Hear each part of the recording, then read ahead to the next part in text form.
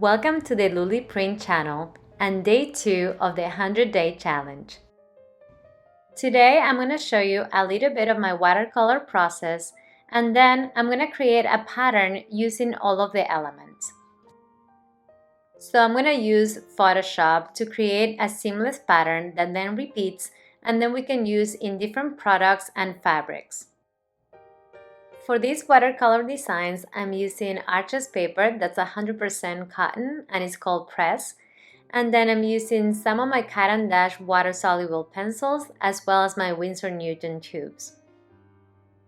So for this pattern, I decided to paint 4 different cute little elephants, and then I wanted like a pop of color, so I decided to add like a rainbow in the cloud, and I think it ties everything together very nicely. One little tip that I can give you is that to make sure to define the borders of your elements so it's easier when we go ahead and scan it to remove the background in Photoshop. You can go ahead and scan your pictures either with your phone or with your scanner, and once we're in Photoshop, we're gonna go ahead and remove the background. So I'm using Photoshop 2023, and it has an option where it allows you to select an object. Once we have our selection, we're going to go to Select, Modify, and Contract. And I'm going to contract it by 2 pixels. With that selected, we go again to Select, Modify, but this time we go to Feather. I also use 2 pixels, and then go ahead and Ctrl X or just cut it. By doing this, we make sure to have our borders a little bit softer. And then we're going to go ahead and repeat this with all our elements. I'm creating a canvas that's 21 by 18 inches at a 300 dpi, and we're going to bring all our elements to this canvas.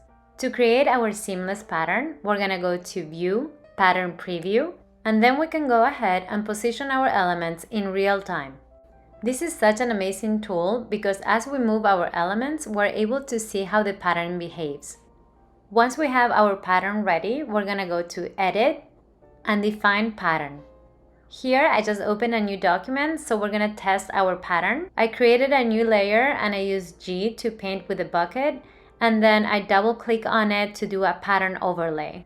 And this brings up the pattern swatches, so you can see how the pattern behaves. You can play with the scale and the position of it.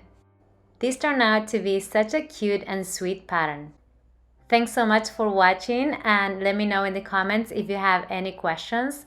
And I'm excited for day 3. See you tomorrow.